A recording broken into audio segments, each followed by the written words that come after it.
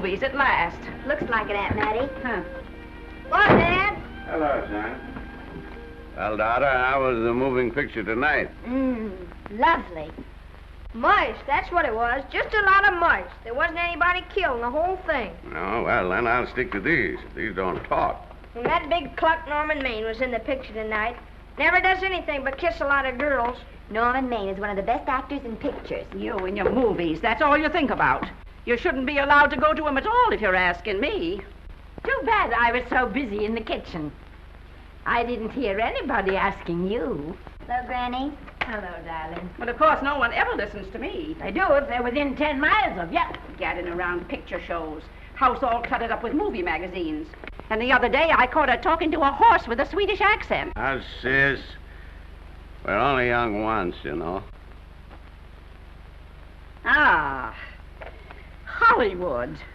You'd better be getting yourself a good husband and stop mooning about Hollywood. Do you know what she wants to do? She wants to go to Hollywood. I've known it all along. I've seen her making faces in the mirror and talking to herself. That's what comes of your movies. Why, what would you do if you did go to Hollywood? I'd be an actress. I would, I tell you. I've always known I could. Guys, wouldn't it be wonderful to have a movie star in the family? Oh, Miss Blodgett, may I have your autograph? You may not know it, Alec, but you're practically on your way to bed. Oh, Miss Blodgett, you're my favorite actress. Won't you tell me the secret of your success? Oh, let me alone. I asked her, what's come over you? I'll tell you what's come over her. She's just a silly little girl whose head has been turned by the movies. And the sooner she forgets the whole thing, the better off she'll be. Why will I be better off? What's wrong with wanting to get out and make something of myself? What do you do that's so much better? Just because you're satisfied to sit here all your lives, you think you can laugh at me. Well, someday you won't laugh at me. I'm going out and have a real life. I'm going to be somebody. You know, if it was spring, I'd say give her a good dose of sulfur and molasses. I thought I'd find you. Oh, stop that. Now, stop crying. That isn't going to do you a bit of good. Oh, I'm crying because Aunt Mattie and Alec make me so mad. Oh, Alec and Aunt Mattie. Fiddlesticks. They're not important. You're the only one that counts. Esther, everyone in this world who has ever dreamed about better things has been laughed at. Don't you know that? Oh, I suppose I do, But there's a difference between dreaming and doing. The dreamers just sit around and moon about how wonderful it would be if only things were different.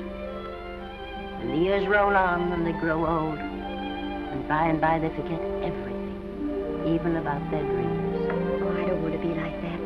I want to be somebody. Oh, yeah. You want to be somebody. But you want it to be easy.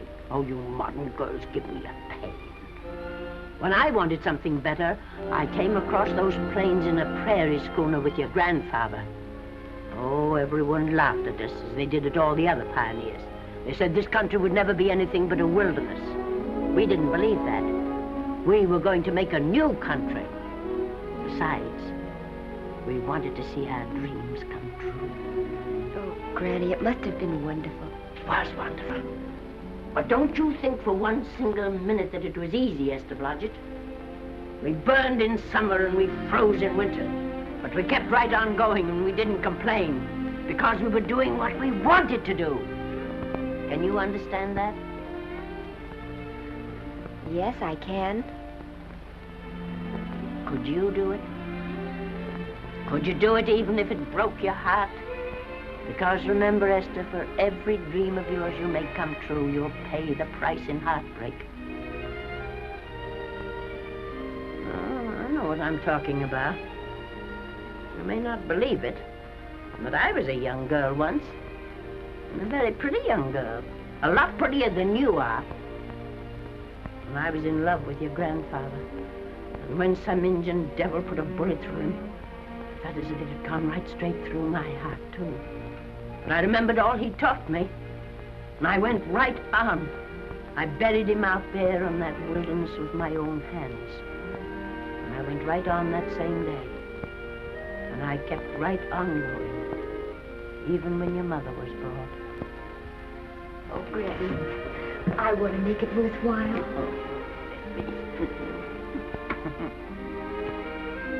You know, Esther, there'll always be a wilderness to conquer. Maybe Hollywood's your wilderness now. From all I hear, it sounds like it. But if you've got one drop of my blood in your veins, you won't let Mattie or any of her kind break your heart. You'll go right out there and break it yourself. That's your right. Here. Oh, here. Stop that nonsense. Here. Take this and go to your Hollywood. Oh, I can't take your money. Well, why not? It's your savings. Well, I was only saving up for my funeral. Now I don't think I'm ever going to die. Oh, Granny, how can I ever thank you? By giving me your word of honor that you'll never tell a living soul where you got that money. I promise. Remember, if you do, I'll have you arrested for robbing me.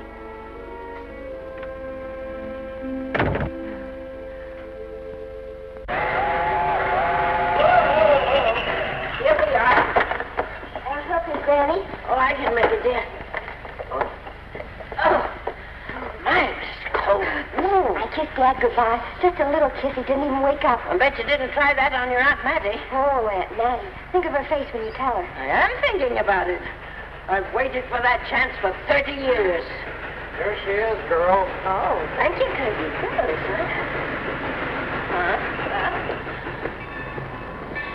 Well, come on. Here's your prairie schooner.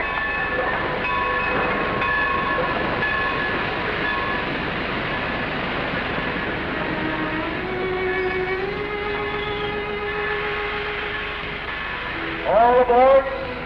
Oh, Granny. Go on. Goodbye, Granny. Goodbye. I'll be waiting for you in those movie pictures. Don't tell Mattie. You know, my eyes are not as good as they used to be, but my ears are all right. So you remember, talk up good and loud.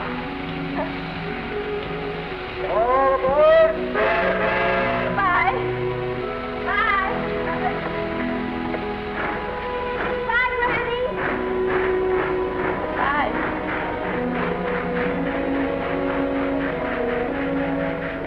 You want to go home now?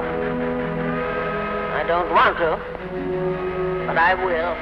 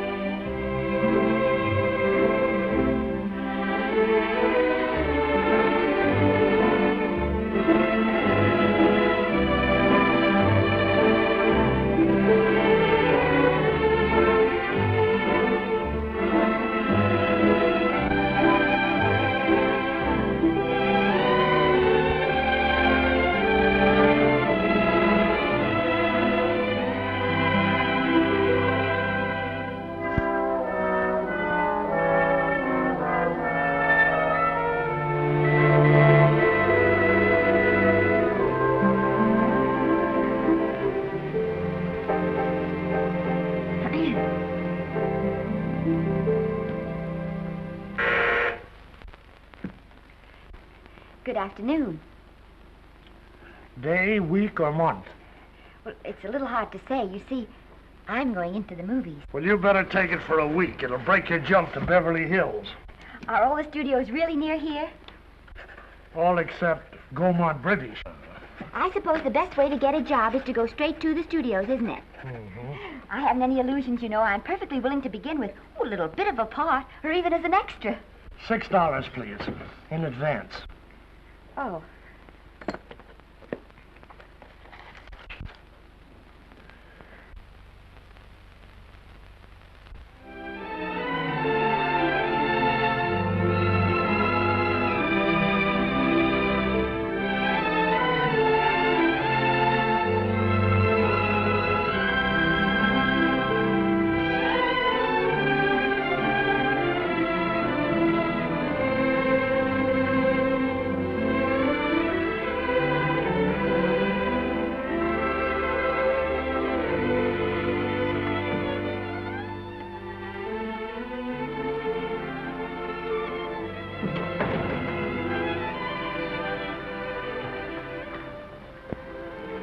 I beg your pardon.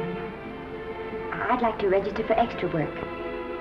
How long have you been in Hollywood? Well, it's about a month now.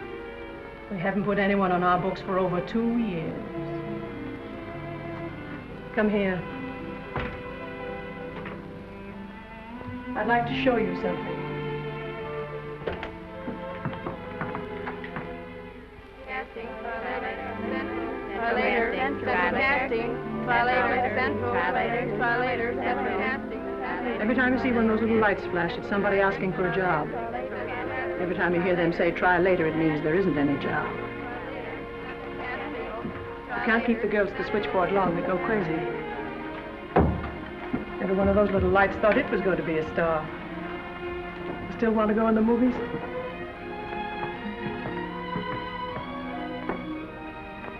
You know what your chances are? 1 in 100,000.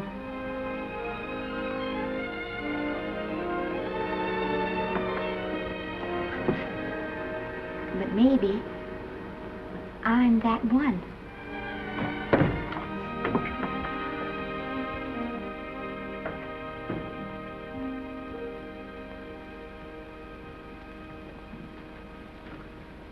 Any phone calls for me, Mr. Randall?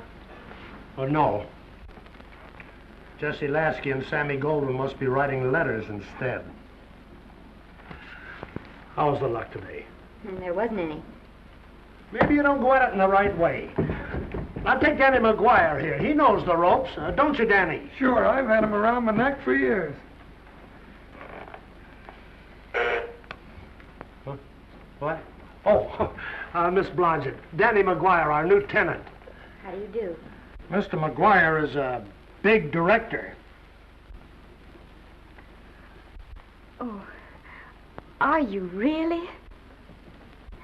Oh, could you possibly use me in a picture, Mr. McGuire? Of course, I haven't had much experience, but I don't think that really matters if you're willing. And I Now really listen, feel that... lady. In the first place, I'm not a director. I'm an assistant director. In the second place, if I had any jobs to give away, I'd confer one on myself. And in the third place, you should have stayed back home in the first place.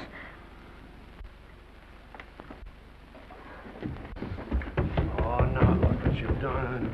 Hey, wait a minute. Hey, don't be that way. Don't do that. Gosh, I didn't mean to get tough, but a guy thinks he's being kidded when somebody asks him for a job and he hasn't got one for himself.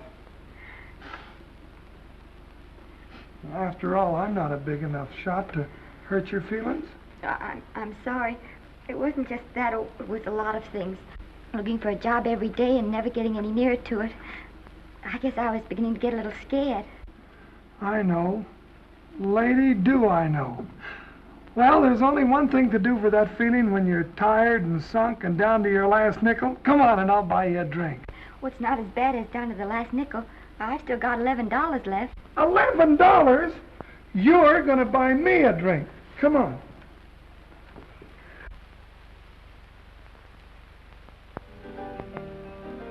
That's right, George. There's nothing like a little rum to take away that milk flavor.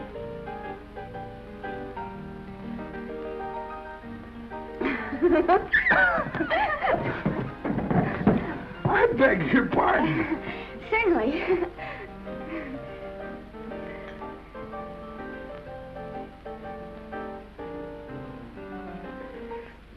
And when I sign my contract, the first thing I'm going to do is see that you direct every picture I'm in. That's my pal. Of course, I'm going to be perfectly nice about it, but I'll just insist. Now that's the way to talk. Don't let them lick you. No, I should say they can't lick me. If they try anything like that, well, I just won't sign. Now that's right. What have you got to lose? Another one of these and we'll open our own studio.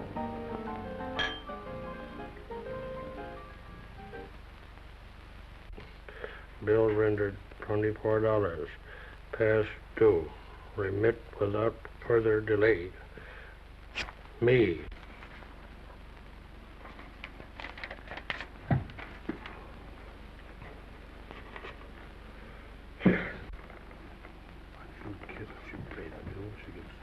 Tough luck, I guess.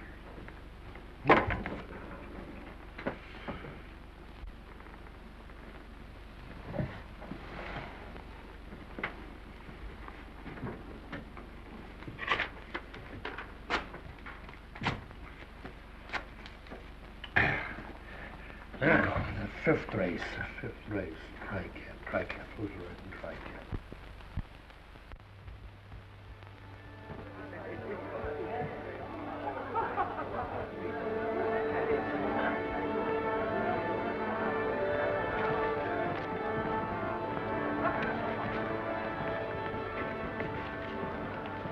Hey, the program's going to be swell tonight. Now, you take this fella Beethoven. I'm a pushover for him. And Chopin, well, he's not so dusty either. But I kind of wish that once in a while they'd play something you could sort of go out whistling, you know, like Blood on the Saddle, Blood on. Well, there's a tune.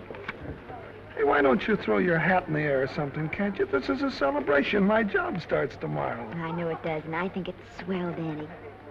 Gee, I wish you were in on it, too.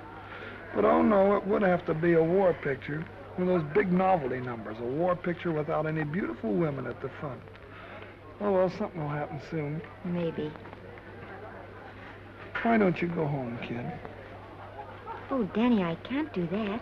I came here, and I've got to stay. Well, now, if it's on account of money, I can... Oh, thanks. You've given me enough already. Anyhow, this is no time to be worrying. This is a party. Look at all the people. Everybody in the world. Look. That's Norman Maine.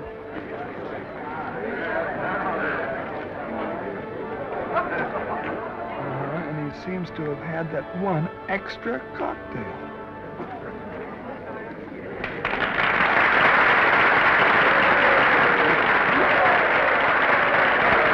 Oh, thank you. Sit down, you dope. That's for the orchestra leader.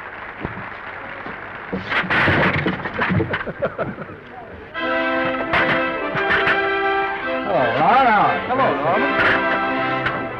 Oh, Mr. Mr. Maine, put your arm around Miss Regis. Otto, this is a Hollywood bowl. Oh, afraid of crowds. Go on, get out of here. What's the matter? You getting too big to bother with photographers? Don't want any pictures taken now. Oh, is that so? Well, supposing I take it anyway. If you do, I'll shove that brownie number 2 of yours down your throat. Thank you, Mr. Mayor. Stop it! Stop it! Stop it!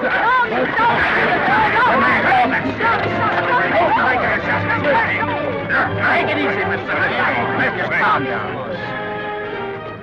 Normie, come back and sit down. Everybody's laughing at you.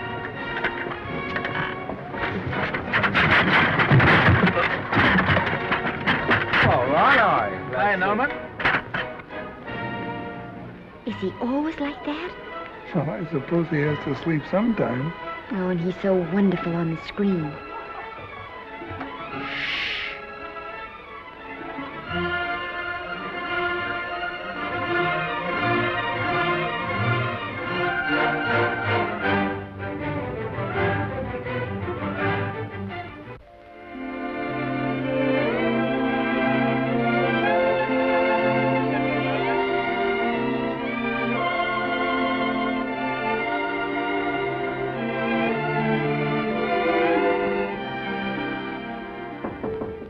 Come in. Danny.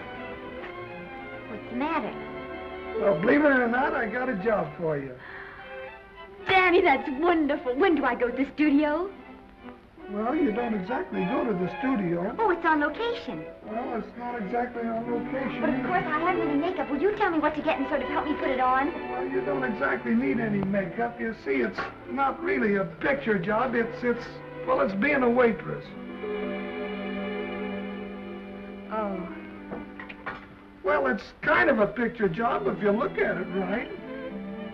You said it was a waitress. Well, it's waitressing for Casey Burke, the big director over at our studio. He's giving a party tonight to kind of celebrate on account of finishing the picture, and he wanted me to get him an extra waitress, and it's $5. And I thought of you right away, Esther. That was awfully sweet of you, Danny. Well, there's going to be a lot of big people at Burke's house tonight, and I'll bet you there's any number of big directors, and if you're there, maybe they'll notice you. I could make them notice me. Sure you could, Esther. It's your chance. My chance. All right, Daddy, I'll do it. Oh, but I can't. I haven't got the right things to wear. To wear? Oh, here. Now, you don't think the wardrobe department's right next to my office for nothing, do you? A perfect fit.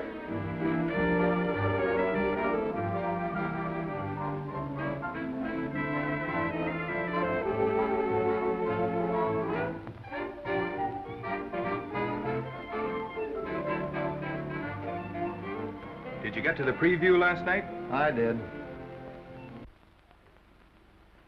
Would you like a little hors d'oeuvre? They are very nice. Oh, thanks. Well, what did you think of the picture? They should have saved it for Thanksgiving. What a turkey.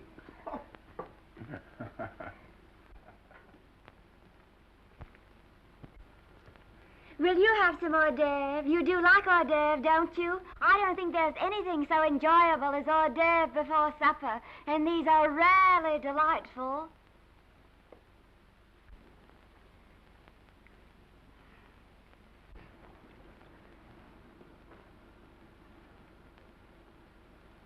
And at the finish, the kid turns around and sings the lullaby to its mother. Pardon the big boys, but would you like a little hors d'oeuvre? They say they're the best in town. Don't tell me. I know. Mae West. That's a great twist. But where are you going to find a 2-month-old baby that can sing? Hello, Oliver. Oh, hello, Casey. You want to fire me now or wait till you see the picture? I'm not a director anymore. I'm a male nurse. What's the matter with the picture? A guy by the name of Norman Maine. His work is beginning to interfere with his drinking. Oliver, don't tell me I'm to direct his next picture, too. Mm-hmm. You were my favorite producer. Now, wait a minute. You just go right on with your directing. I'll take care of these stars. I know how to handle them. I had a serious talk with Norman after that Hollywood boat occurrence, and you don't have to worry any more about his behavior. Excuse me, Mr. Niles. Mr. Libby of your publicity department is on the telephone. He says it's most important, sir. It's about Mr. Maine. Thank you.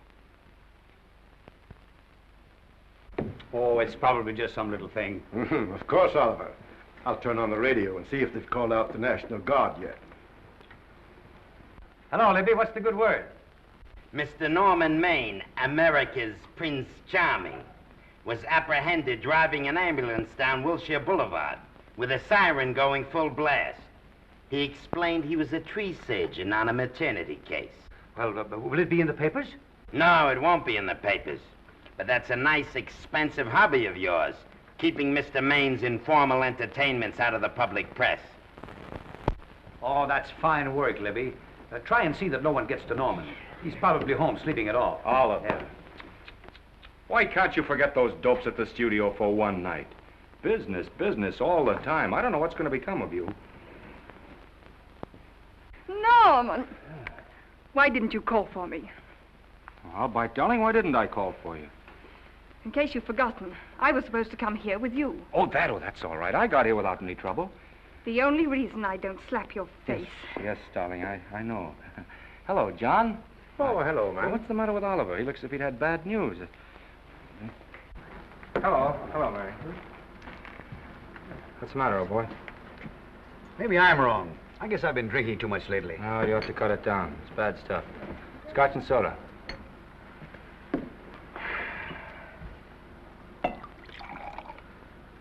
Come on. The word, you know, is pronounced when. Bad dialogue, Oliver. I'd rather not watch this. You know best. Soda. Thank you. Oh.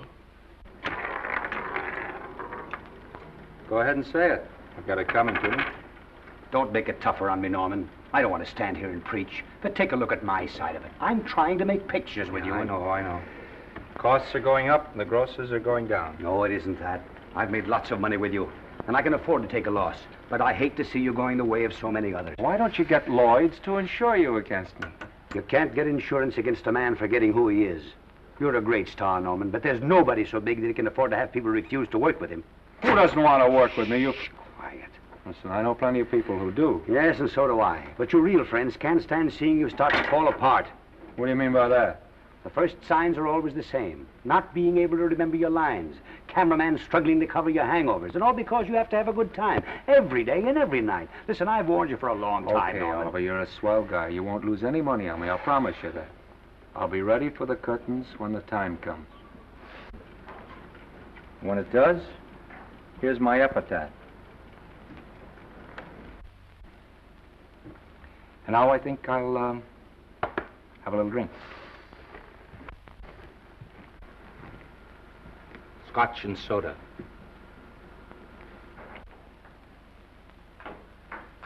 Scotch and soda. Ooh.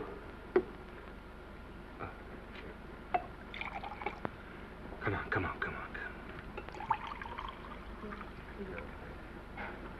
A little soda?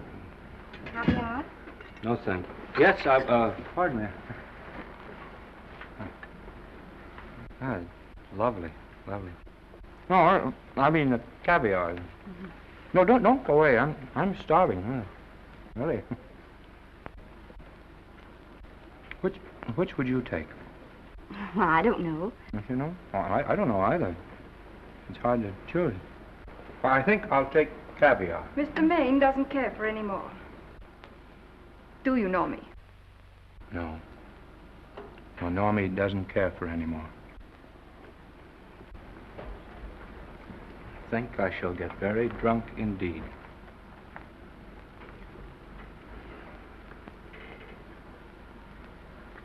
Scotch and soda. Sorry, I have something.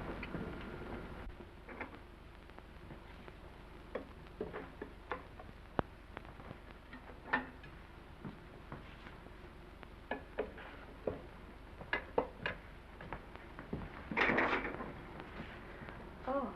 Mind if I help?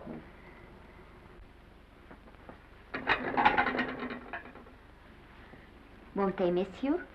Oh, no. They'll just look under the table, and when they see I'm not there, they'll forget the whole matter.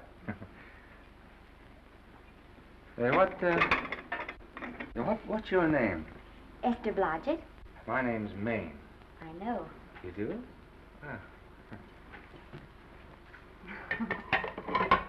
What's so funny? I was just thinking about all your fans and how surprised they'd be to see you here helping me put plates away. Oh, they don't know my finer side. They'd be pretty envious of me, meeting you this way in person. Oh, how do you do? Well, tell me, are you disappointed? Yes. Oh, now you've done it. Oh, never mind that. That makes the room look lived in. Tell me, why are you disappointed? I was sitting behind you at the Hollywood Bowl the night you didn't want to be photographed. Yeah. I'm told I crept into many a heart that night. Oh, I can never explain this. You know, you have very pretty hair. You better get out of here. And a sensitive mouth. And a charming little Precisely why are you here instead of with the rest of the guests? I'm just trying to be helpful. I see. Are you sure there's no other attraction? Well, it might be that my old mania for putting plates away is coming back on me. It's rather odd. I always know where I can find you if there's a pretty girl around. It's not only odd, it's embarrassing. You're being deliberately insulting, Norman. I put up with this for long enough. Dear, don't lose your temper. Remember, we must try to keep the voice low. I know you'll excuse us if we go on with our work.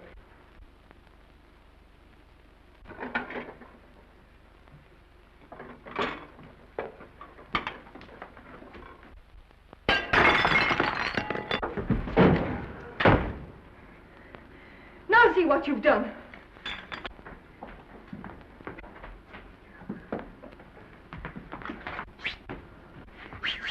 Come here. Help me up. Are you hurt? No more than usual. Come on, the wolves are on us. We gotta get out of here. Oh, I can't. The dishes aren't finished. Oh, yes, they are.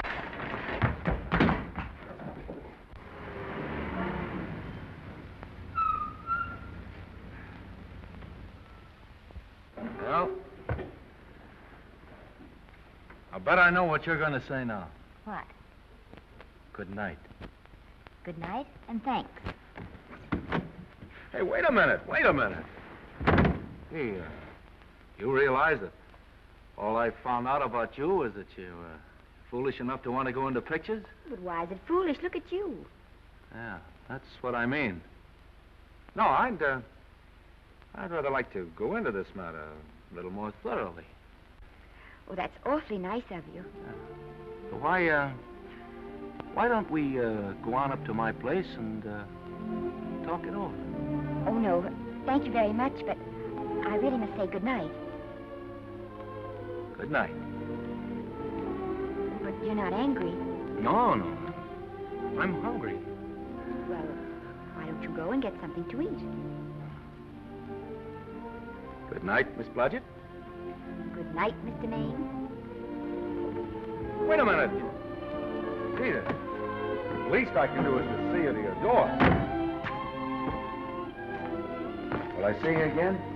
I hope so. Has anyone ever told you that you're lovely? Well, now you know. Thank you.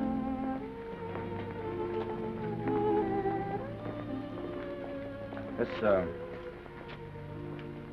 is hard to say, but I want to say it anyway.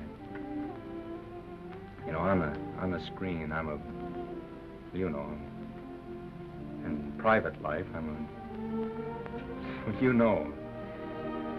But whatever I do, I still respect lovely things. And you're lovely. You understand? Yes, I think I do. And it isn't that bump on the head that's doing this. Well, I'm glad.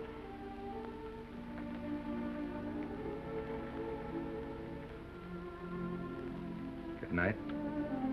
Good night.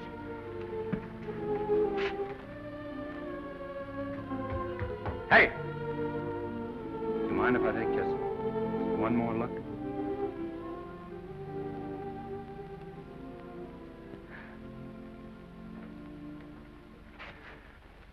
Go away. Quite impossible. I wouldn't even consider it. No.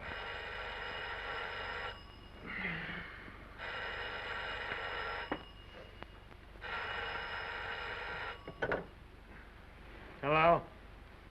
Who is it? Who? Norman? What have you done now? You're not in jail, are you? Oh. Yes, I see. Oh, it's that again. I see. She's beautiful. Yeah, I know. You want me to give her a screen test? Yeah, certainly. She's got wonderful possibilities. Oh, you know she's got something. Well, you knew all the other ones had something, too. Oh, no. I tell you, Oliver, she's got that sincerity and honestness and a... Sincerity and honestness that makes great actresses. Oliver, I am so sure of this girl that I want to take the test with her myself. Listen, Oliver, you've worked hard. You're entitled to a break. You get...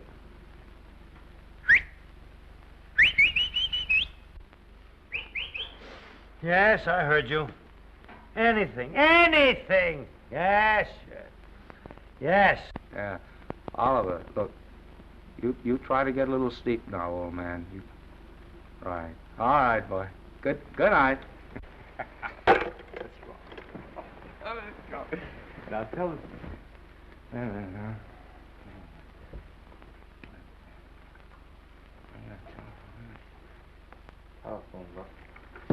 Telephone book.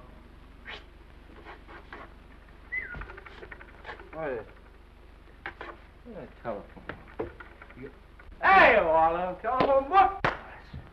Over here.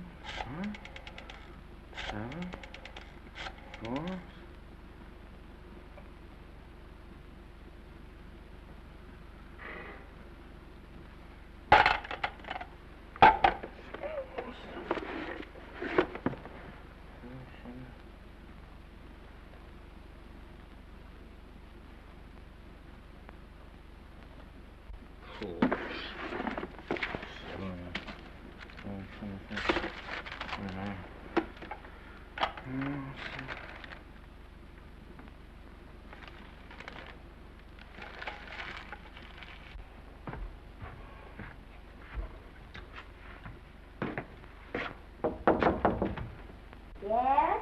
Telephone. For me?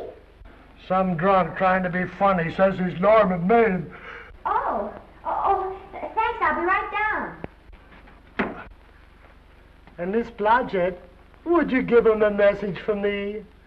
Tell him it's 3 o'clock in the morning!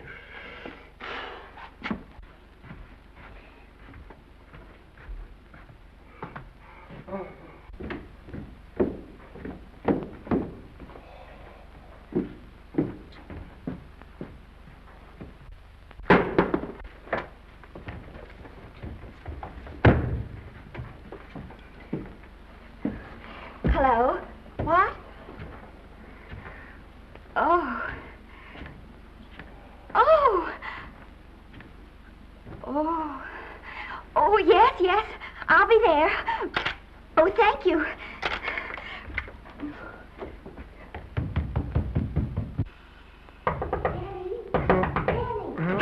Huh? Oh, Daddy, what do you think? I'm going to take a test tomorrow, and Norman Main's helping me do it.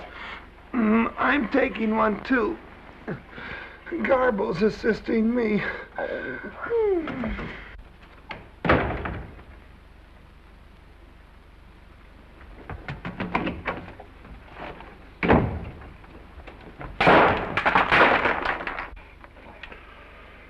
Oh.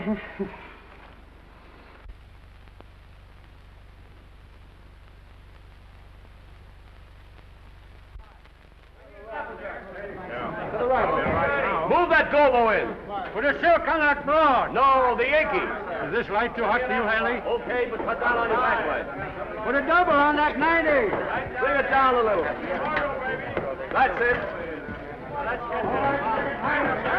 Now pull it. Pull down on that 150. Get pulled down on that 150.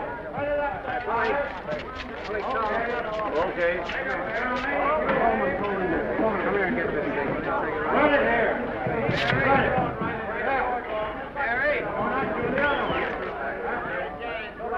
Bring me an apple box. Listen, gentlemen, please, if you don't mind. This is just a test. Ready, Mr. Burke? All ready, Mr. Burke. Ready, Mr. Burke? Ready now, Mr. Burke. All ready, Mr. Burke? Ready now, Mr. Burke. All ready, Mr. Burke? We're ready, Mr. Burke. All right, let's take it. Quiet! Quiet! Quiet! Quiet! Ready, Norman? Yeah. You ready, Miss, what's your name? You'll soon know your name, Esther. The whole world's going to know it. But I'm so scared. Maybe I better not try it today. Oh, come on, now don't be foolish. They all had to go through this. Harlow, Lombard, Myrna Loy, and now Esther Blodgett. All right. I'm ready. This is the take. Roll 'em. Quiet. Hey!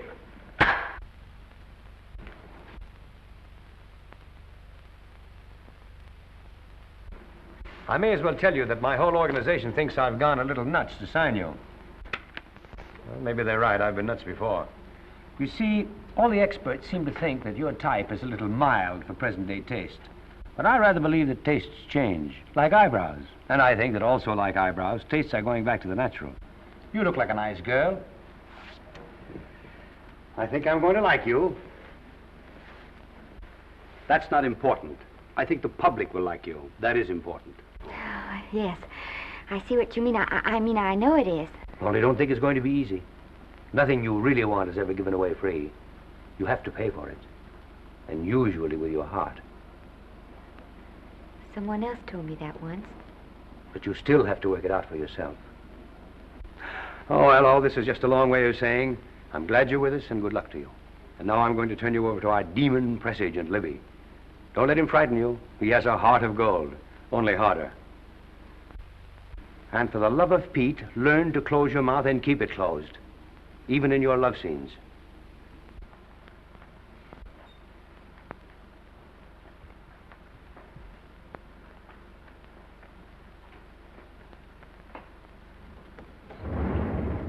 Are you a Russian? No, I was born in Fillmore, North Dakota. Oh, no. First saw light of day in a mountain cabin, a trapper's hut, high up in the Rockies. Go on. Well, I always wanted to be an actress. Dreamed of footlights as Lonely Kitty. Are you sure there's no Russian in your family? Positive. That's a shame. Well, what does your father do? He's a farmer. Social registerite father. Fed up with hypocrisies of 400, sought wilderness for consolation. There amidst the mountain flowers, he raised another blossom. His lovely little daughter. What's your name? Esther Victoria Blodgett.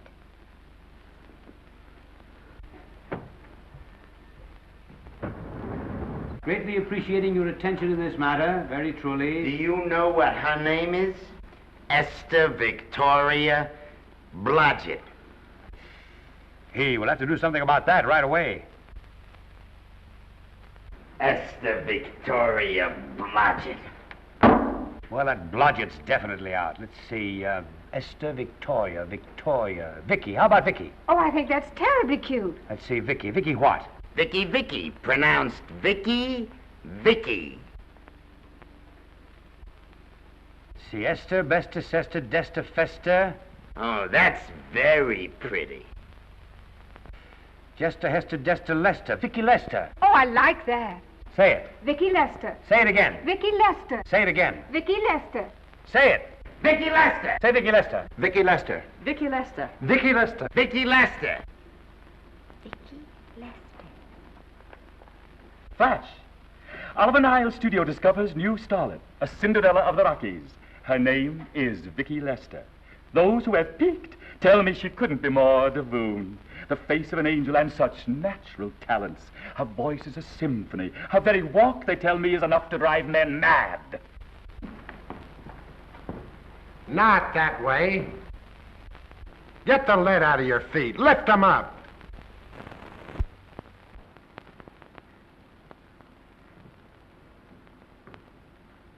That's better. It's terrible, but it's better. The quality of mercy is not strained. It droppeth as the gentle rain from heaven. Cease. Through the mouth, my child, through the mouth. The nose is for smelling roses. Proceed. Does she have to look surprised all the time?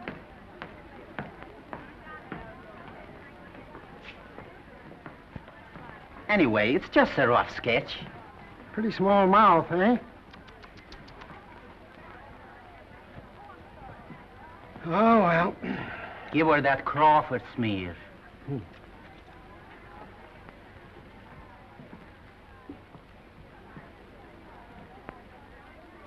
This'll give her that Dietrich. Yeah.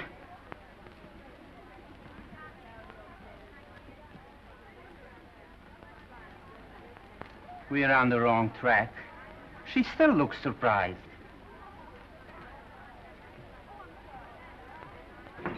Listen, dress people. We're shooting on the set this morning, not in the commissary. Now, come on, snap into it.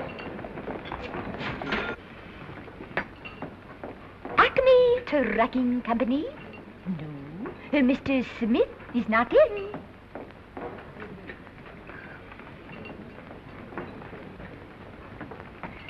Acme Trucking Company. No. Mr. Smith is not in.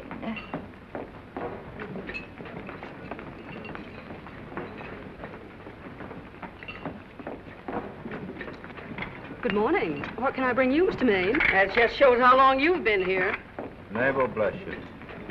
How soon are you and I going to be married, huh? I don't know.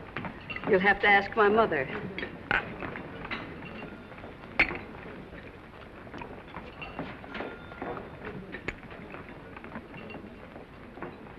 Acme Trucking Company? No, Mr. Smythe is not in.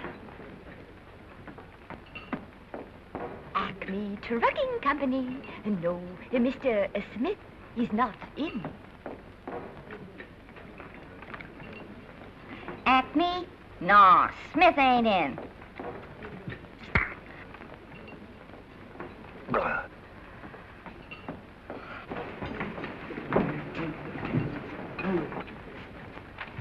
Acme Trucking Company? I'd like to speak to Mr. Smith, please. Mr. Smith is not... Oh, Norman. What's all this between you and Smith? I've got a part. It's only one line, but it's in the picture. So it's ambition that made you break that date with me last night. Well, I had to be here so early this morning, and So did I. I had to stay up all night to make it. you've started your picture, haven't you? No, we're still in the testing stage. You can't seem to get the right girl for the lead. Gee, you'd think with all the girls there are that... Yeah, I know, but this one's got to be different. She's got to be little and cute and sweet and intelligent. It'll blow me down. What? Will close my tired old eyes. What is it? Hold everything. Come on. Come on.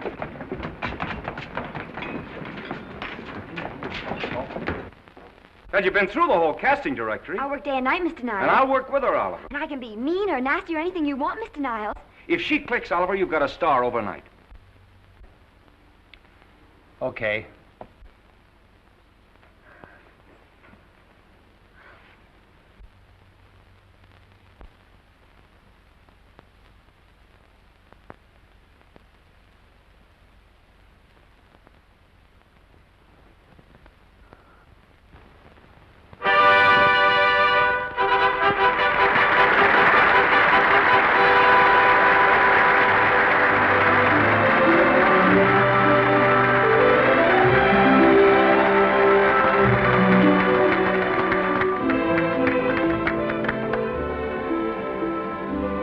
Wait till you hear them at the end of the picture.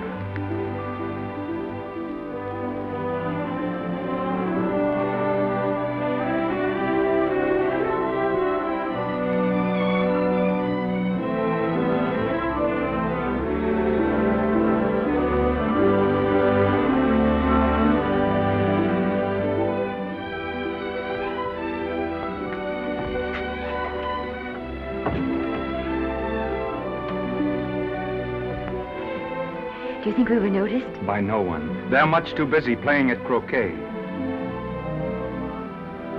I've loved you all my life. But we only met 2 days ago. That's when my life began.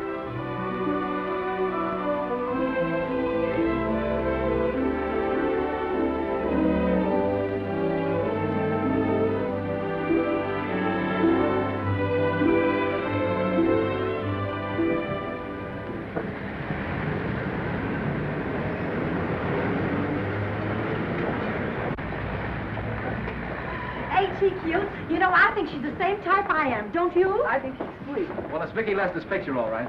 I think she was much better than he was. These producers are so horribly dumb. They won't know how good she is. Well, maybe it's because she's a good girl. Oh, Maine's not so bad, but it's Vicki Lester they'll go to see. Isn't she, darling? I think she's the most precious little thing I've ever seen. The knockout, Libby. You might mention that when you write your review. That Lester kid's a gold mine. Didn't you like Norman Maine? Was he in it?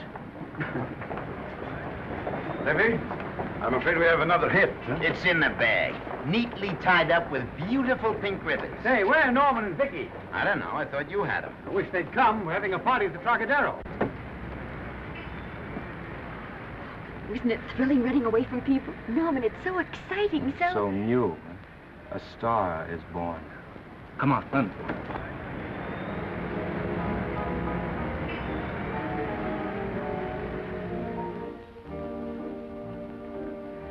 It's wonderful, isn't it? A crazy quilt. Oh. It's a carpet that's spread for you. It's all yours from now on, you know? Come, Esther. You're a success. You'll have everything in the world you want. I hope it'll make you happy. Hasn't it you? But then there was one thing I never had. Lots of times I told myself I'd found it, but I always knew I was lying. Still, I never stopped looking for it. Maybe it'll come. Well, I think it has come, Esther.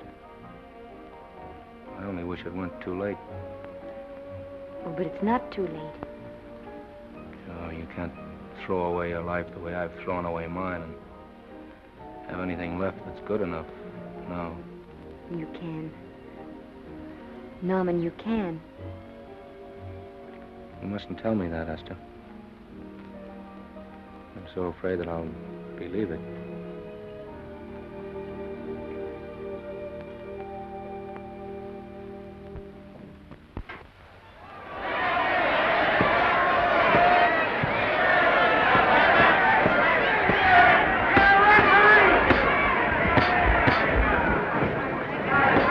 Gotcha. Shoot your right. Swell, isn't it? Lovely. What's Gotcha getting? Can't you hear me, Gotcha? Shoot your right!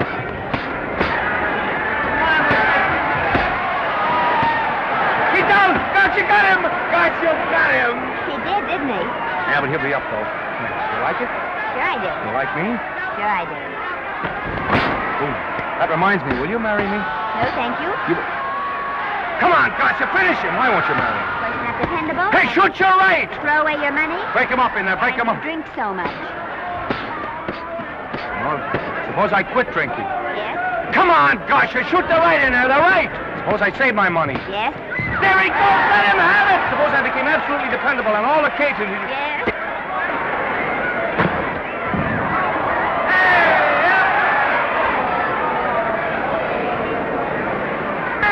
Gotcha, he's got him!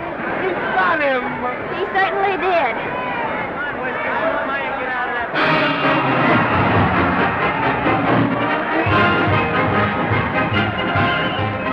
Gee, that's a beautiful fight. Norman. What, dear? Falls after me if I said I'd marry you? No, certainly not. I was just supposing.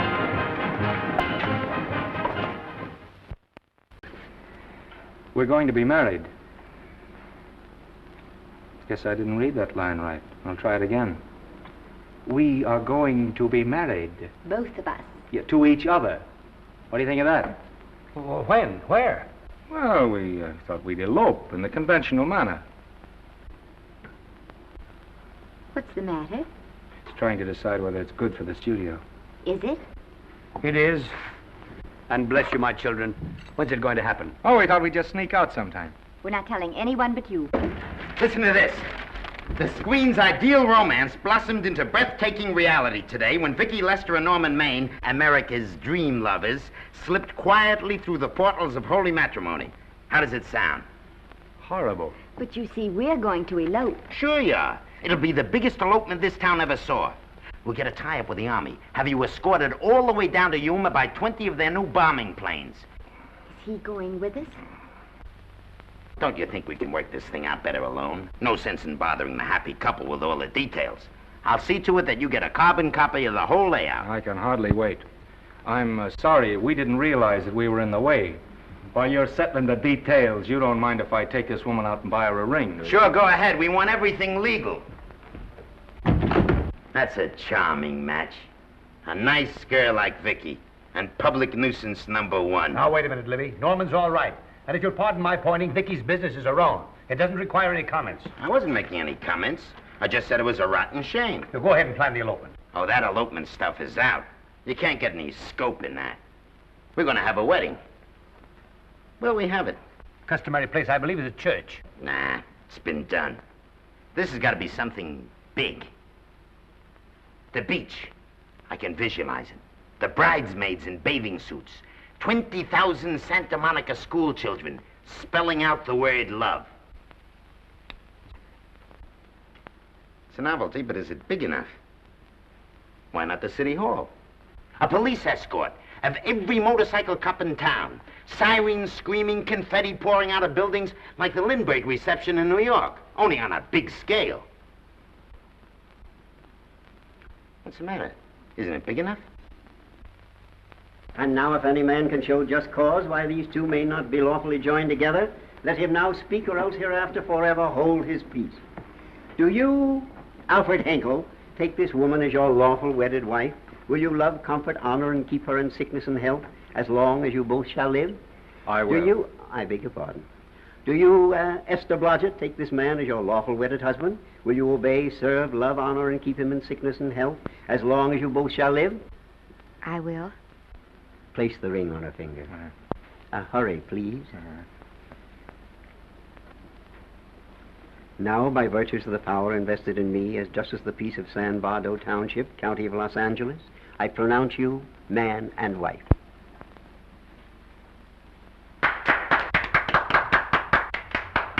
Quiet! And now I must exercise my prerogative of office. I hope you'll be very happy, Mrs. Henkel. Thank you. Thank you, sir. Oh, Thank Danny. you very much. Now, if you'll please sign the license. Oh, yeah. You know, Mrs. Henkel, I can't help but believe I've seen you somewhere before. Oh, really? Well, I believe this is the first time I've ever been in San Bardo. You know, your face is familiar, too, Really? Mr. Henkel. There you are, sir. Thank you very much. Here's your Thank you, receipt. Sir. Thank you. Goodbye. Goodbye. See you again. Yes, goodbye. No, I don't mean I'll see. Oh. Yeah, I think you got by with it. But it was close. That JP was just beginning to remember where he'd seen us. Well, anyway, we got away from Libby. Hello, Toots. If you will be kind enough to glance between my shoulder blades, Mr. and Mrs. Henkel, you will find there a knife buried to the hilt. On the handle are your initials. Lovely to have seen you, Libby. Hold him, wait. Hold him, Danny.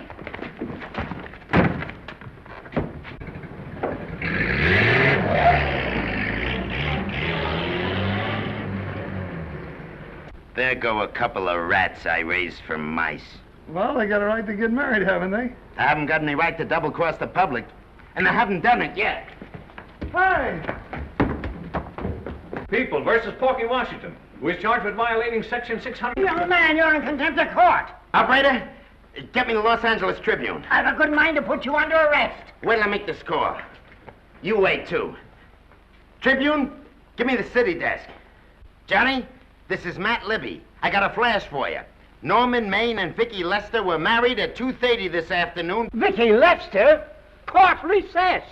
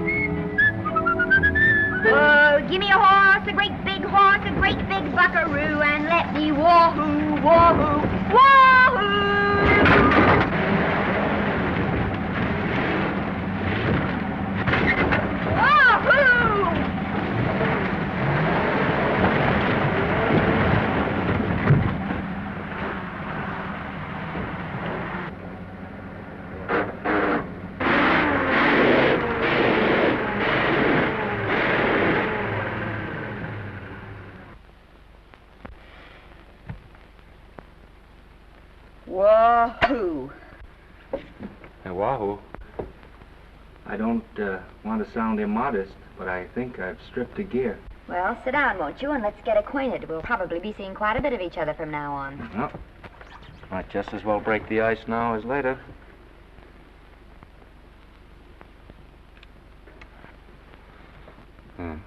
Now we're old friends. Say, have I got time for a shower before dinner? Plenty, if you can find a shower.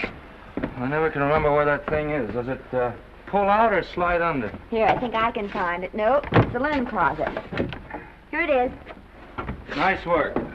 Oh, half the time those things are just luck. I'll see if I can disinfect this steak.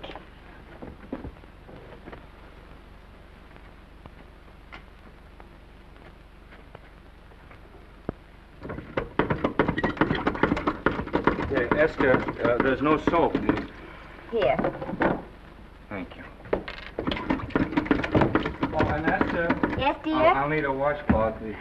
How are you fixed for cigarettes? And you know I never smoke underwater. Hey, what do I do to make this thing work? Pull that gadget at the top and pray for rain. Well, I can't reach it. I can't get my hands up. If you've gone in there with your arms down, you'll never get your bath. Unless you're a contortionist. Yeah, well, I'm not a contortionist, and don't throw that up to me now. You knew it when you married me. Will you close this door, please?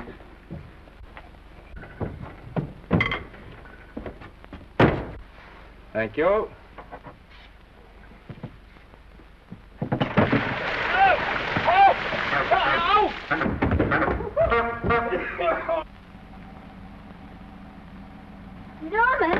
Norman, here comes the car. You got it? Huh? Here, quick. Quick what? Quick, go out and stop them and ask for help. Oh, I'll catch cold. Oh, you'll get warm again. Yeah, I don't. Oh, dear, they'll recognize me. Now, if you keep your face down, go on. There may not be another car for a week. Well, Howdy, partner. Howdy. Stuck? Yeah, how'd you guess it? Can you get us some help? Well, I reckon not. You know, it's a long way to town. We're pretty busy down at the place. Well, I got to get out of here. I've got my wife with me. Doesn't she like the country? No, and we're short of food. There's a lot of game in them woods. You know, well, my wife can't shoot. Well, you're sure up against it. Sorry I can't do anything for you. Well, wait, listen, I'll be frank with you. I'm Norman Maine. Who? Norman Maine. Well, my name's Judd Baker. Glad to have met you. Well, so long. Hey, wait a minute. Listen, you don't... So you're Norman Maine.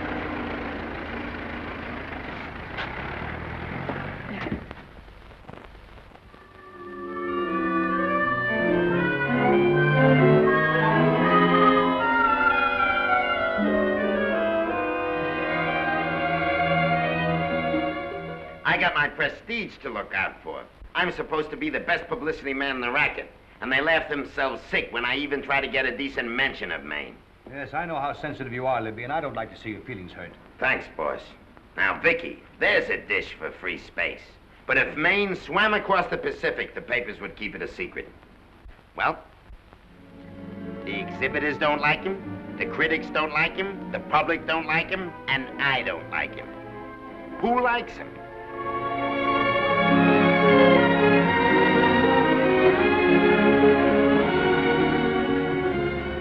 Oh, but darling, this is almost too much of a surprise. And there I was in my touching innocence, thinking we were going to live at the beach house. Oh, we'll still keep the place at Malibu. But this is special. This is our castle. It used to be in the air, you know? Well, we'll never use any ugly words like contracts and pictures and careers. When we come in those gates, we'll check the studio outside. Come on, I got another little surprise for you.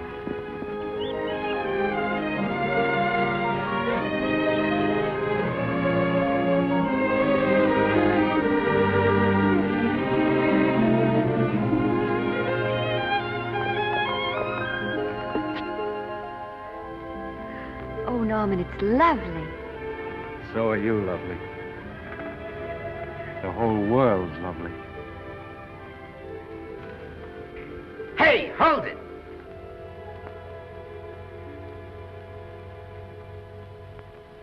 That's it. Caption: Their honeymoon never ends. All right, let's get some pictures.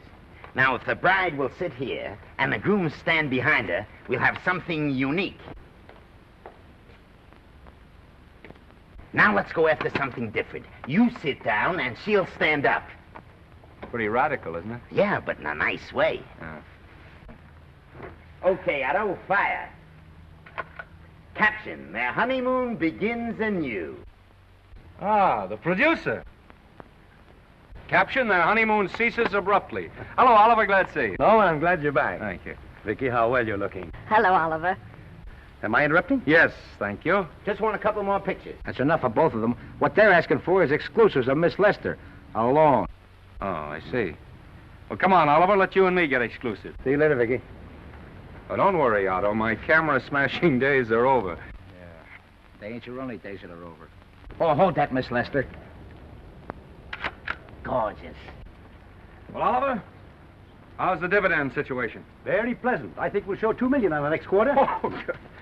Smart move of mine to sell my stock, eh? Oh, well, when you need money, you need it. Well, some people save up for just such an event. You know, there's bound to be a rainy day occasionally. Yeah, but as a citizen of California, I've always refused to admit that. Yes, I know, but still it does rain. Well, anyway, you can thank me for some of those dividends of yours. Mm-hmm. Oh, can't you? Oh, sure, sure. That was a little too quick, Oliver. What's the matter? The Enchanted Hour was a smash hit, wasn't it? Well, it made Vicky a star overnight. Yes, it should have. What about me? Oh, let's talk about business at the office, Norman. Beautiful pool you have here. Beautiful. Oh, now let's talk about it here. Didn't they like me? Well, maybe the part wasn't just right. That was the best part of the year. Look, Oliver. Do you think I'm slipping? Can you take it? Yeah, go ahead. The tense is wrong. You're not slipping. You've slipped. Oh, my fan mail's still big. Norman. Fans will write to anybody for a photograph. It only costs 3 cents for a stamp, and that makes photographs cheaper than wallpaper. But every 25 cents they pay for a theater ticket buys them the right to be a critic. And your last few performances, Norman, have not pleased your critics.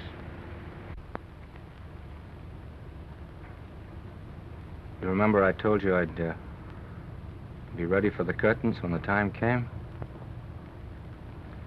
Here it is. Let's call off the contract, no hard feelings. We're not quitting, either of us. There's no explaining these things. We've all seen how the public turns.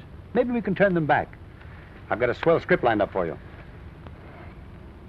About Esther. If you think that I'm going to get in her way...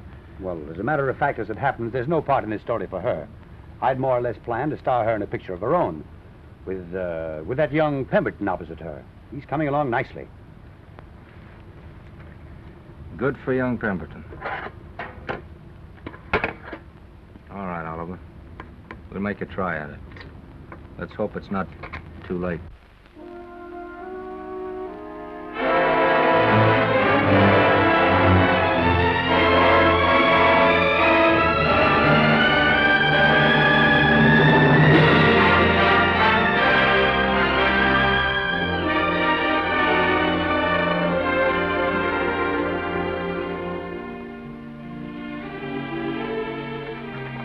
No argument. I'll buy those. Huh. The screen's most finished actor. I'll say he's finished. He keeps them away in droves.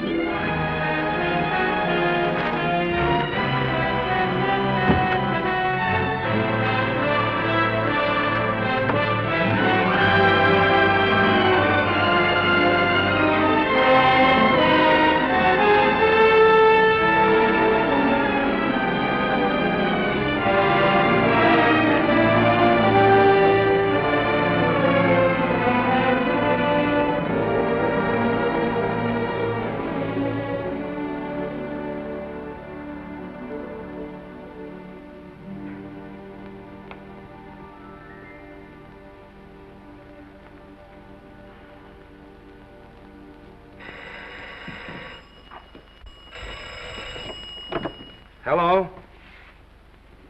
No, Miss Lester isn't home as yet. No, I'm not the butler. But I can take a message just as well as he can, honest. Oh, is that you, Norman? Swell. Listen, Norman, This is Artie Carver. Hiya, kid. Swell. Say, I hear you're through with Oliver Niles. Is that on the level? Oh, please, Artie. I'm not news anymore. Forget it. Say, what kind of a settlement did you make on your contract? Give me a figure so I can do a story on it. There was no money involved. We just called it quits. Okay, I'll fill in my own figure. Say, by the way, I've been trying to get an interview with Vicky for 2 weeks, but she's always busy. How about you giving an old pal a break by speaking to her for me? Sure, I'll ask her. Swell. So long.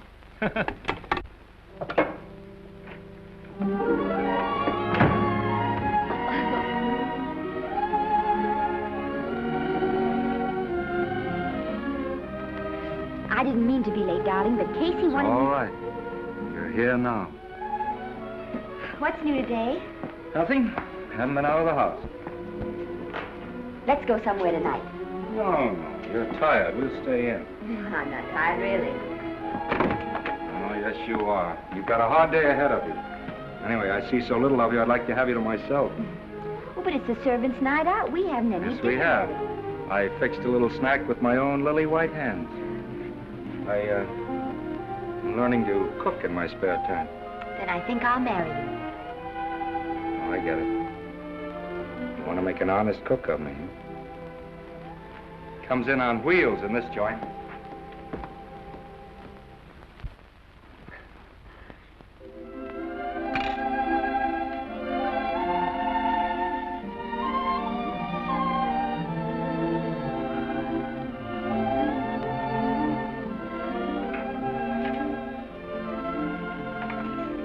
Yeah? How's it look? Wonderful. Huh? That's what I thought. Now then, don't be formal, just pitch in. Yeah?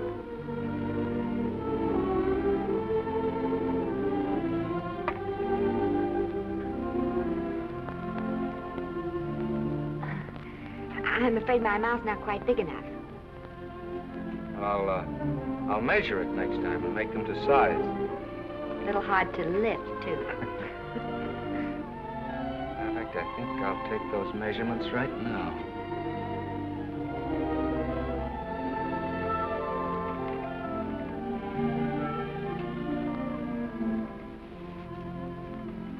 And that's what I wait for. All day. That's why I rush home without even changing my costume.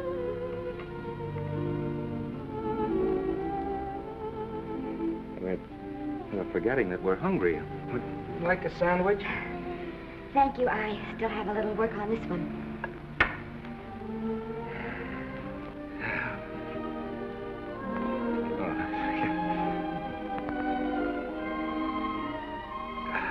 Norman, will you unhook my dress? I can't breathe.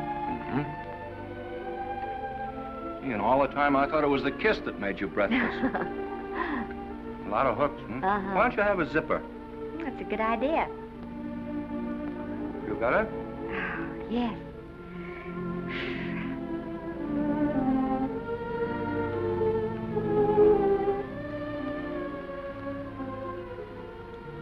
Don't look now, but I think that guy on your left is in love with you. I hope so.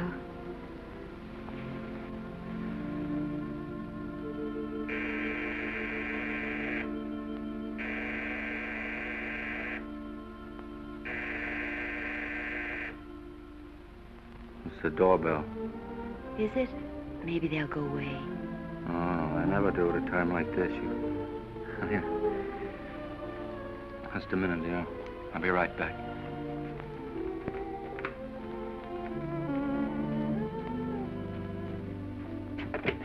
Does Vicky Lester live here? Yes. I got a package for her. I'll sign for it. Who are you? I'm her husband. Oh, sure. Sign right here, Mr. Lester.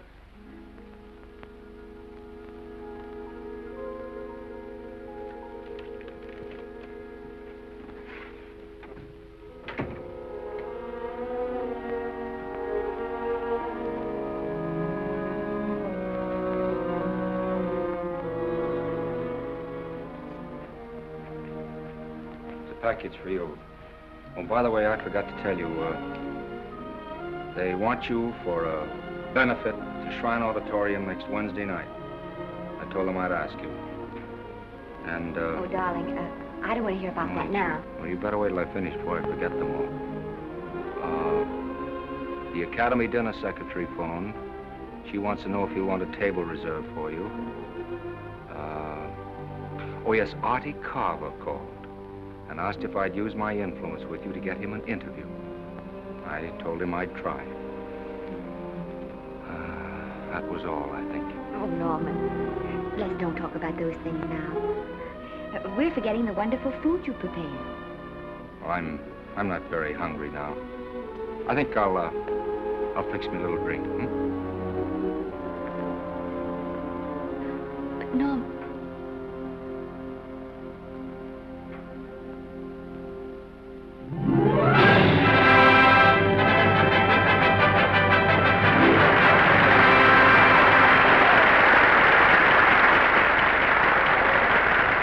Norman would come. Oh, stop worrying. And think how nice that statuette's going to look on your mantelpiece. Do you suppose anything's happened to him? But of course not. He's just been held up in traffic. You think about that statuette. And now we arrive at the climax of the annual dinner of the Academy of Motion Picture Arts and Sciences, the highest award within our power to bestow. We have already applauded with our hearts as well as our hands, while awards have been given those gentlemen who during the past year have rendered distinguished service to the motion picture industry. We now pay honor to the ladies, or rather to one lady. We offer to her the Academy Award for the finest performance of the past year. She has already had the world's acclaim, but this is the tribute of her fellow workers, the men and women of this industry. It is not only my pleasure, but my privilege to present this award to the actress who created the unforgettable Anna in Dream Without End, Miss Vicki Lester.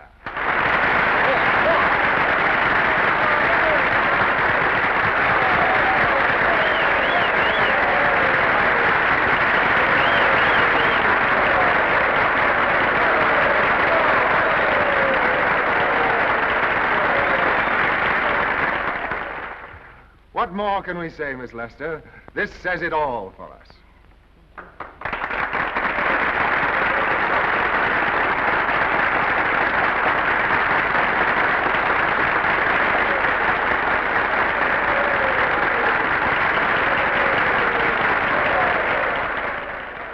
Ladies and gentlemen, when something like this happens to you, and you try to tell how you feel about it, you find that out of all the words in the world, there are only two that really mean anything. Thank you. All I can do is to say them to you from my heart. All I can do is to keep on saying them. Hey, that's fine. Oh, this thing. That's a very pretty speech, my dear. Very pretty. You said the right thing. I want to be the very first one to congratulate you on that valuable little piece of bric-a-brac. Now I want to make a speech.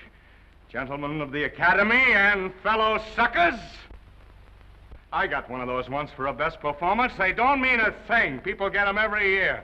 What I want's a special award, something nobody else can get. I want a statue for the worst performance of the year. In fact, I want 3 statues for the 3 worst performances of the year, because I've earned them. And every single one of you that saw those last masterpieces of mine knows that I've earned them. Libby, start the music. What I'm here to find out is, do I get them or do I get them? Now answer yes or no.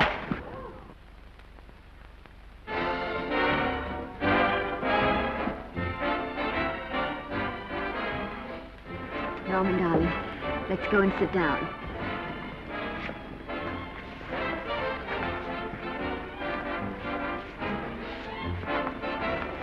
Come on, Norman, sit to that. Glad to see you, Norman. Hello, Norman.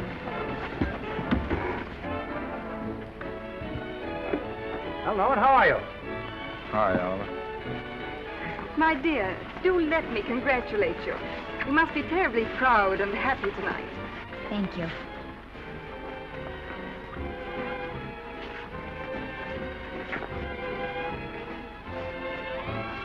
Somebody give me a drink.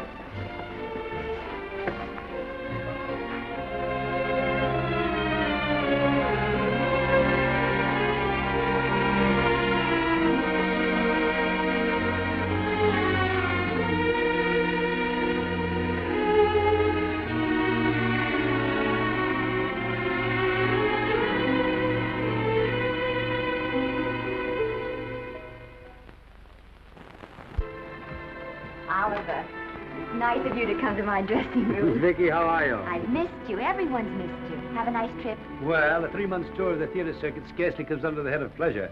But the way they're screaming for your pictures all over the country.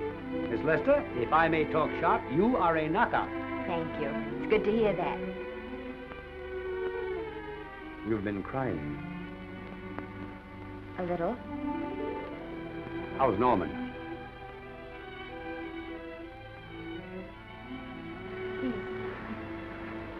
Well, he's trying awfully hard, Oliver. Letting Norman leave this studio was the hardest thing I ever did. There was nothing else I could do. I know. Has he been... Is he all right? He's gone to a sanitarium. He really wants to stop drinking. And I think he could only... Well, perhaps if he could start working again, there would be some encouragement. Oh, Oliver, could you do that? Yes. Oh, thank you. But he mustn't ever know I told you. He won't know, and you mustn't worry. I want you to keep up your good work in this picture. I'll try, Oliver. That's the one thing I can do for you.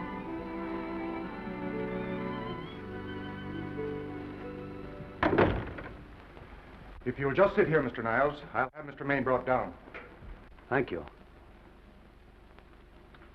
Brought down.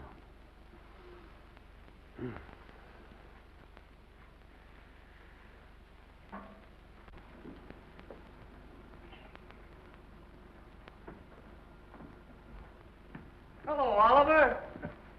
Welcome to Liberty Hall. Hello, Norman. Well, no, Mr. Niles isn't slipping me a case of scotch, Cuddles. This is just a handshake. This is Cuddles, Oliver, my social secretary. We go everywhere together. How are you feeling, Norman? Fine. Getting along remarkably well, Cuddles tells me. He says you ought to see some of the boys. Let's sit down. Yeah. Cuddles, we really don't need you. Touching, isn't it? Can't bear to have me out of his sight. Are you comfortable here, Norman? Comfortable. It's positively luxurious. They even have iron bars in the windows to keep out the draft. How much longer are you going to be here? Oh, well, I'm really cured now. I'm just staying on for an extra week or two to get in good shape, you know. After all, there's no particular hurry to return to the cameras. That's what I wanted to talk to you about. I've got a script with a fine part for you in it. Gee, Oliver, that's great. That's great. Who plays opposite me? Well, it is not exactly the lead. Young Pemberton's doing that. But I tell you frankly, I consider your part better than the lead. Oh, I see. It's better than the lead. Well, of course, it isn't terribly long. But it's one of those parts that makes an impression on you. They'll be thinking about you all through the picture. Mm-hmm. Well, the thing is, Oliver, I'm pretty well set at another studio. I'm not at liberty at the moment to tell you which one. You know yourself how those things are. Of course. But it's a big picture. It's one of the biggest of the year. Mm-hmm. And the part. Every actor in Hollywood would give his teeth to play it. See. Well, that's fine, Norman. Naturally, that will tie you up for a while. But we won't get to this picture for some time. And perhaps, if you want to consider it for later on, well, we'll be... I'll tell you, Oliver, you'd better not count on me. See, I've got several pictures lined up after this one. Then they're talking to me about England. You know, they're doing some very interesting things over there, you know. Mm-hmm. Hey. What is it, Cuddle? Speak right out. We all love you. Your dinner. Oh, yeah, we dine at 5:30 here. Makes the nights longer. Well, goodbye, Norman. I'm glad to see you getting along so well. Be out in no time. I'll have to introduce myself all over to a lot of people. They won't know me when I'm not drinking. Goodbye. Bye, Norman. Thanks for dropping in. That's fine. Yeah. Well, Cuddles? Alone at last, eh?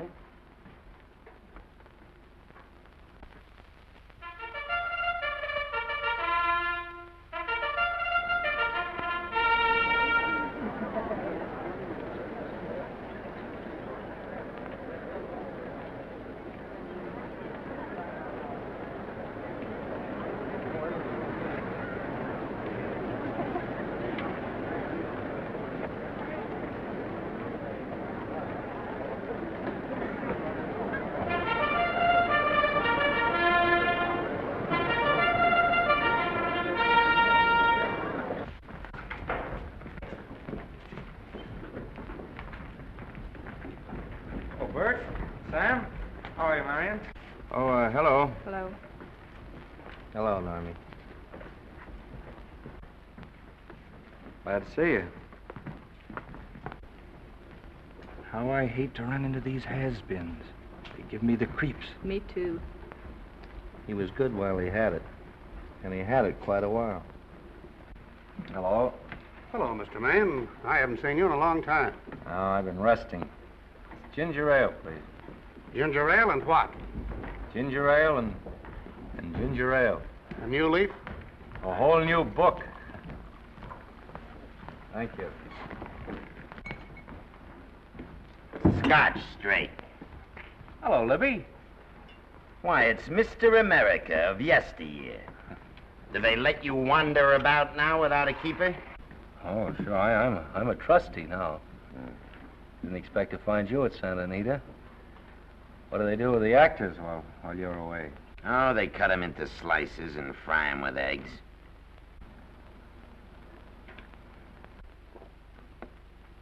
I suppose you'll be here all the time, now that you've retired from the hurly-burly of the silver screen. Well, we're living down in Malibu now. I'm pretty lonesome with Esther away working all day. Well, I wouldn't squawk about that if I were you. It's nice to have somebody in the family making a living. Oh, wait a minute, Louie. I don't want to forget that we're friends. Friends, my eye. Say, listen, I got you out of jams because I had to. It was my job, not because I was your friend. I don't like you, and I never have liked you. Nothing made me happier than to see all those cute little pranks of yours finally catch up with you and land you on your celebrated face. Where do you work, Libby? Always wait till they're down, then kick 'em.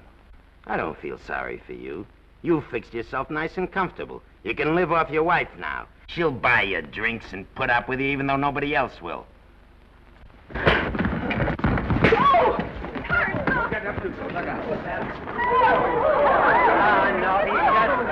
drunk again. Yeah, come on, front. Hey, wait a minute. Come on outside for you, wise guy. I'm Norman Maine. Well, that's not my fault. Oh, don't bother to toss him out.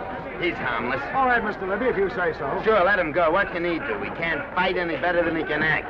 It's Norman Maine. Oh, he's drunk again. Why, he's been drunk for years.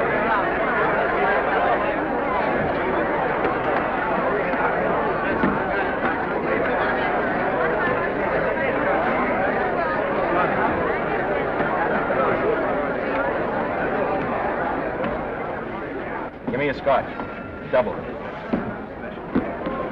Leave the bottle here.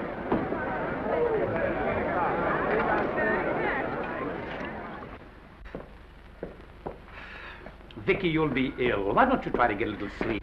But he's been gone 4 days. 4 days and not a word.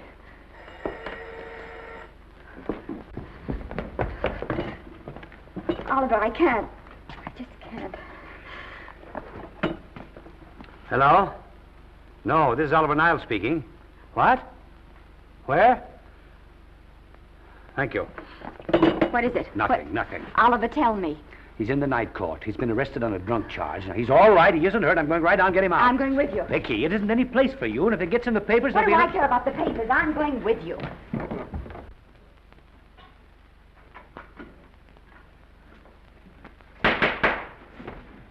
Division 30, Municipal Court, County, Los Angeles, now in session. The Honorable Judge J. Barris presiding. Be seated, please. Were you able to do anything? Judge wouldn't even see me. Ready, Your Honor.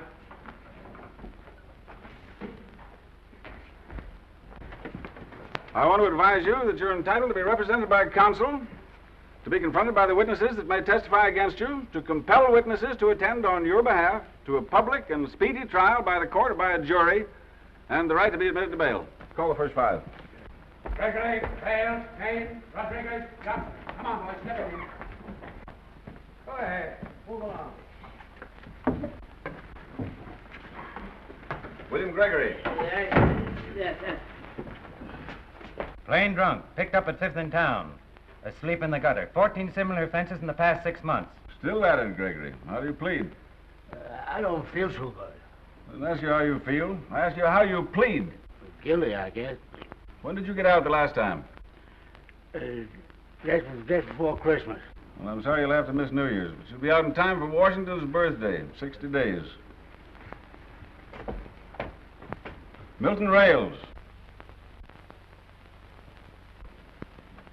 Plain drunk, picked up on Brooklyn Avenue, given treatment at receiving hospital, then removed to jail. How old are you, Rails? 17, sir. Did you take a good look at those men in the cell with you last night? Yes, sir. And have you taken a good look at yourself this morning? No, sir. I suggest that you do. $5 or 2 days. Sentence suspended. Oh, Judge, Alfred Henkel, more commonly known as Norman Maine. Drunk and disorderly. Cracked car into tree at Sunset and Coronado. Evidently been drinking for days. Resisted arrest and injured one of the arresting officers. How do you plead? Guilty. You're Norman Maine, the actor, aren't you? You've come pretty low, haven't you? There isn't a man here who's had the advantages you've had. Look what you've done with them. You're nothing but an irresponsible drunk, driving about the streets with the power to inflict death or injury on innocent people. I think we'd better deny you that power for a while. 90 days in the city jail. Please wait.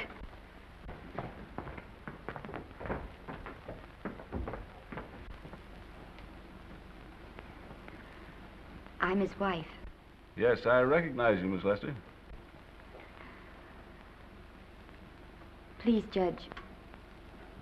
I promise you this won't happen again. I'll be responsible for him. If you just won't send him there. You realize that this man, when drunk, is obviously a menace to public safety? And you realize, too, Miss Lester, the responsibility you'll be assuming to this court and to the Commonwealth? I do.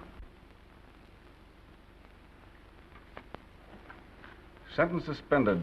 Prisoner remanded to custody of wife. Thank you. You can get him at the jail entrance, madam. Jose Rodriguez. Plain drunk, picked up at 1st and Main, 2nd offense. How do you plead? I think I'm guilty, Your Honor. 60 days.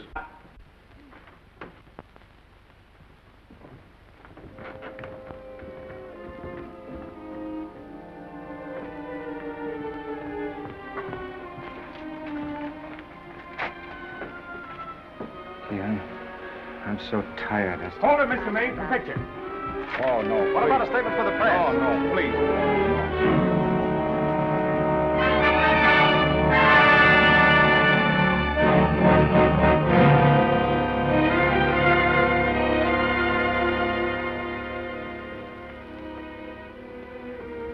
He's still asleep.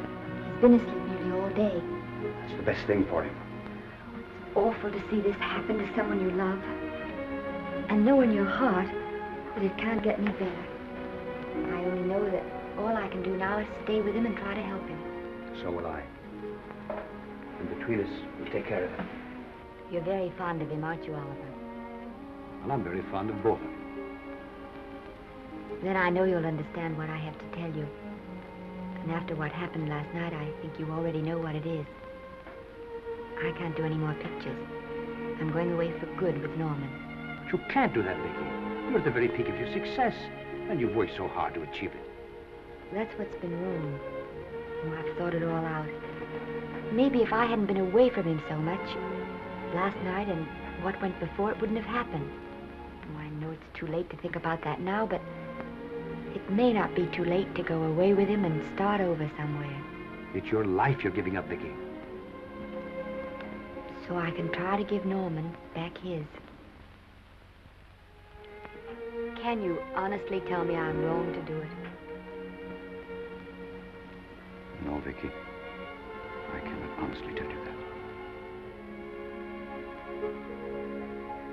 Then there'll be no more Vicky Lester.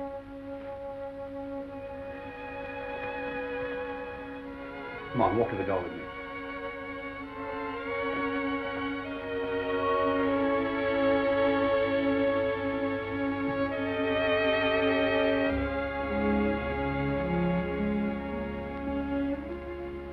Goodbye, Vicky Lester. You were a grand girl. Good luck, Mrs. Norman Maine.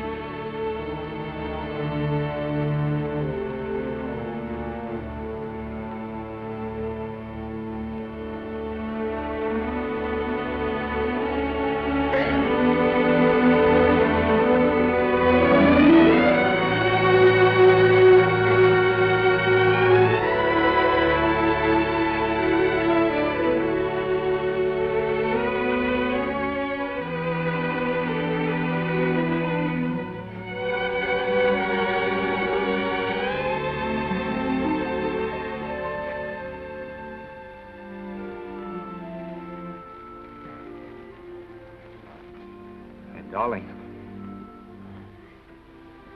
this is Maine coming in to apologize again. I'm sorry, dear, but it isn't you. What other troubles have you got? None. I was just playing a scene with myself. Now look, I'm just coming out of the jitters and you're just going into them. This is a swell household. Isn't it? I'll tell you what we'll do. I'll promise to brace up if you'll go on the wagon. I guess I have been drinking too much. You know what I'm going to do? I'm going to be an athlete. You mean with great big muscles and everything? Well, roughly speaking. Gonna join the YMCA? It costs too much. And I'm going wading out in our front yard. Now? Sure. Would you like me to go with you? Sure, if you'd like to. No, me. I don't think I will. It might spoil this beautiful, natural wave. Yeah, I guess that's right. But, darling, look, could you have a hot toddy, some hot soup for me when I come back? Some hot soup? Yeah. And I'll make some of those nice sandwiches. Norman, do you have to?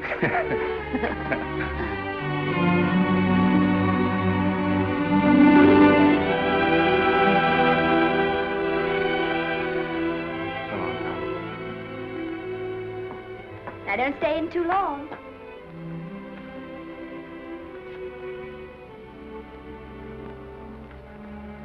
Hey! You mind if I take just one more look?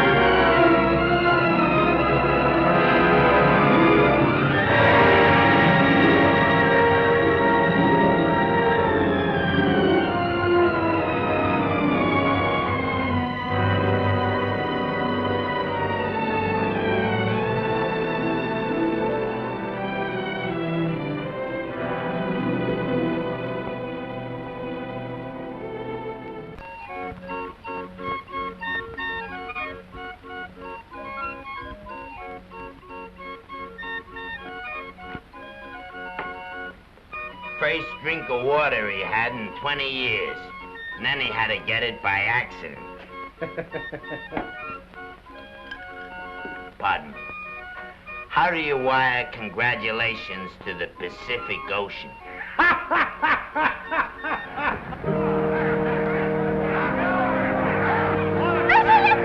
Oh, you can't see her face. Hello, Vicky.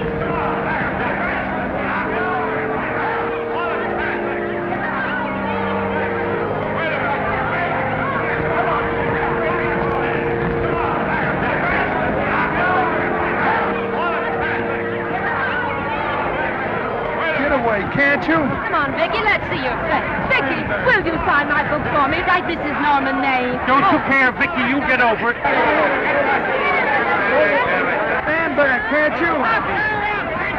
Don't you cry, dearie. He wasn't so much.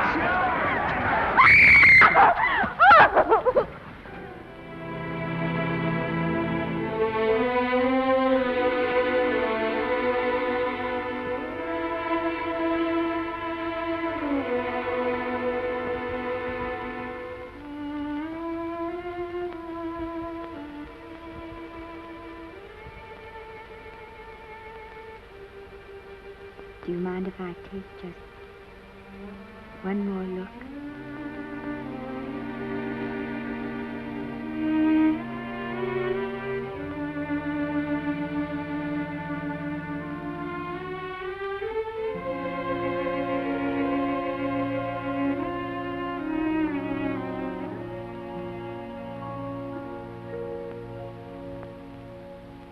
Here are the paychecks for the servants' graves. You'll find a very nice bonus in each one.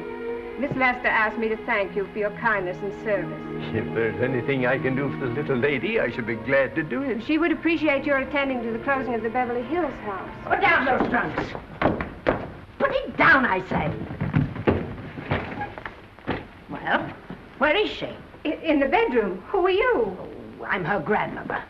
Get off the way.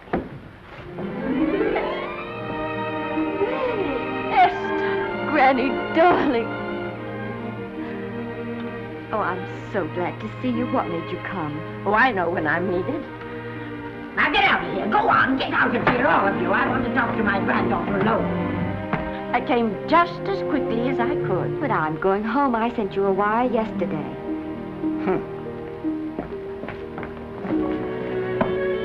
Sit down. Is it true that you're going to quit the movies? I never want to hear them again. What are you running away from, little girl? I'm not running away. It's just that I can't go on. My heart isn't in it anymore. Once I told you, if you get what you want, you have to give your heart in exchange. And you said you were willing. Do you remember? I remember. It seems to me that you got more than you bargained for. More fame, more success, even more personal happiness. Maybe more unhappiness. But you did make a bargain. And now you're whining over it. I don't think I'd feel so very proud of myself if I were you, Esther. I'm not, Granny. My mind's made up. Oh, and I'm sorry I gave you the money to come out here. It was just waste. Oh, but Granny... I was proud of you, Esther. I was proud to be the grandmother of Vicky Lester. It gave me something to live for. Now I haven't anything. I know. Oh, I want to be strong, but I can't go on. I can't. You must. Tragedy is a test of courage. If you can meet it bravely, it will leave you bigger than it found you. If not, then you'll have to live all your life with a coward. Because no matter where you may run, you can never run away from yourself. I never knew Norman Maine. He wrote me a very sweet letter when you were married. He said you told him how much I meant to you. And I know just how much you must have meant to him. You know, Esther, I can't believe that wherever he is, he can be very happy, knowing that his death broke the spirit of the little girl he praised me so highly for raising. And I can't believe that he can be very proud, knowing that all his great love did for you was to make you a quitter. The car is ready, Miss Lester. We'll have to go now to make the train.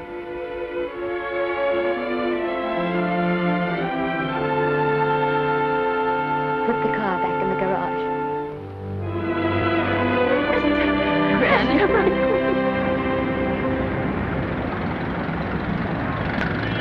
The entire picture industry has come to the Chinese theater for this opening tonight.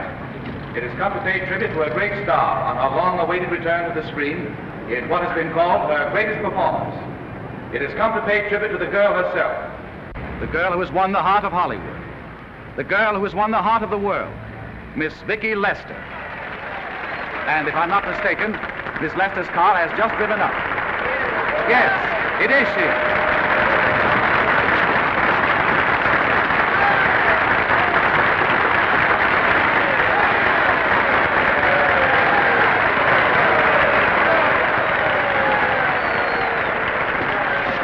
This doesn't scare you too much. I scare very slowly, young man. Big smile, folks, please.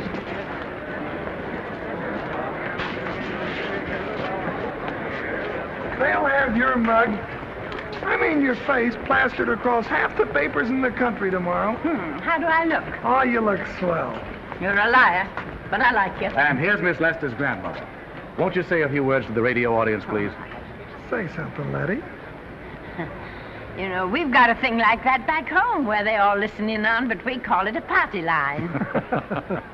Won't you say something, please? They're listening. Maybe some of you people listening in dream about coming to Hollywood.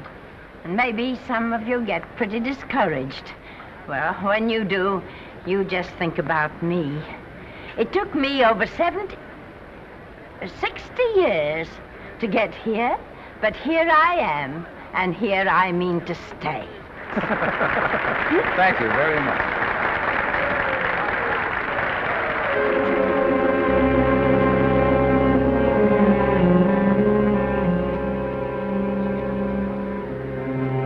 Miss Lester. This microphone is on an international hookup. Throughout the world, your fans are hoping that you'll say a few words to them.